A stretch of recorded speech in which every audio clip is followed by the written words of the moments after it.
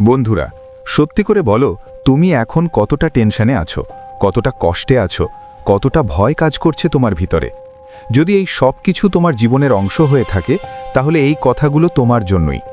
এই ভিডিওটা শুধু একটা সাধারণ মোটিভেশন না, এটা তোমাকে ভিতর থেকে নাড়িয়ে দেবে।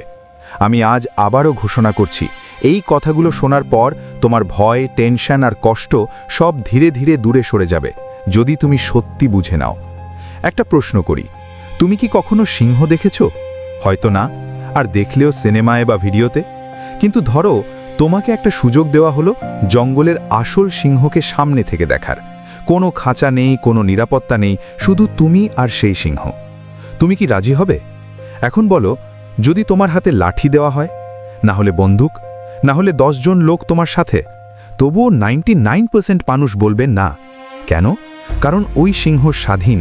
ও জানে কিভাবে বাঁচতে হয়, লড়তে হয়, শিকার করতে হয়।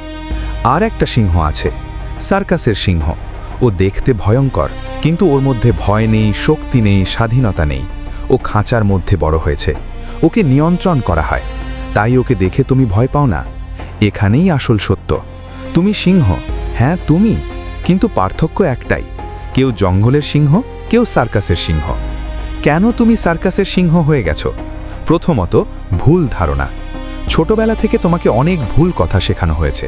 এটা পারবি না, এটা তোর জন্য না, বড় স্বপ্ন দেখিস না। এই ভুল ধারণাগুলোই তোমার ক্ষমতাকে মেরে ফেলেছে।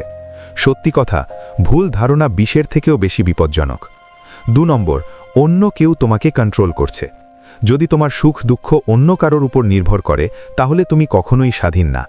নিজের জীবনের সিদ্ধান্ত নিজেকেই নিতে হবে।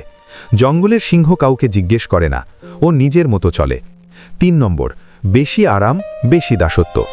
যখন তুমি খুব সহজে সব পেয়ে যাও, তখন তুমি চেষ্টা করা বন্ধ করে দাও।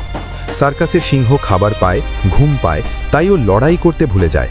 কিন্তু জঙ্গলের সিংহ প্রতিদিন লড়াই করে, তাই সে শক্তিশালী। 4 নম্বর, ছোট চিন্তা।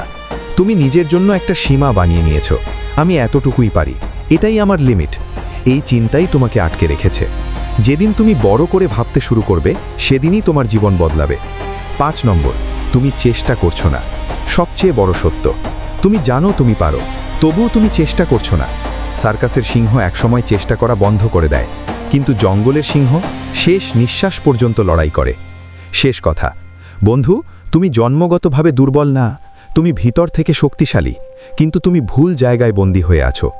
আজ থেকে একটা সিদ্ধান্ত নাও, ভুল ধারণা ভাঙবে, নিজের সিদ্ধান্ত নিজে নেবে, আরামের লোভ ছাড়বে, বড় করে ভাববে, আর চেষ্টা কখনো বন্ধ করবে না। মনে রেখো, তুমি সিংহ, কিন্তু এখনো খাঁচায় আছো। খাঁচা ভাঙার সাহসটাই তোমার আসল পরিচয়।